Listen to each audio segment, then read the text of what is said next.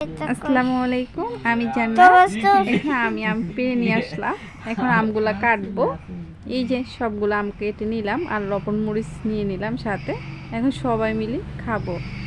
এই যে অনেক মজা করি সবাই মিলে খেতেছি, অনেক ভালো লাগতেছে। কে কে এই বছরে নতুন আম খেয়েছেন কমেন্ট করে জানাবেন। এই যে খাওয়া দাওয়া শেষ, চলেন আপনাদের সাথে শেয়ার করি আমি কিভাবে বাসায় কোয়েল পাখি রান্না করি। এখানে আমি লবণ হলুদ দিয়ে এগুলো মেখে নেব। ভালো করে মেখে নেওয়া শেষ, এখন আমি সবগুলা ভেজে নেব। এই যে ভালো করে নেড়ে চেড়ে ভেজে নিতেছি। ভেজে নেওয়া শেষ, আমি সবগুলো উঠিয়ে নেব। সবগুলো উঠিয়ে নিলাম। এখন যে তেলে ভেজে নিলাম ওই তেলে আমি তেজপাতা, দারচিনি, এলাচি দিয়ে দিলাম। দিয়ে এখন পেঁয়াজ কুচি দিয়ে দিব। পেঁয়াজ কুচি দিয়ে আমি পেঁয়াজ কুচি ভালো করে ভেজে নেব। এই যে পেঁয়াজগুলো ভেজে নেওয়া শেষ, এখানে আমি পেস্ট বাটা দিয়ে দিলাম।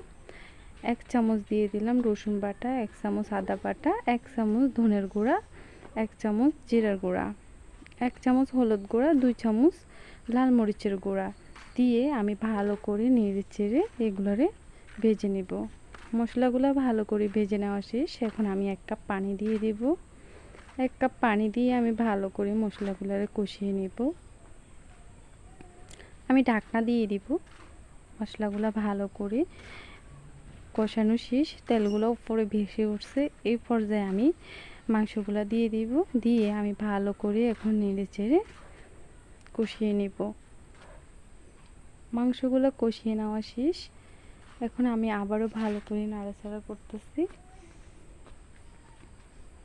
এই পর্যায়ে আমি গরম মশলা গুঁড়া দিয়ে দেব 1 চামচ, দিয়ে আবারও ভালো করে ভেজে নেব।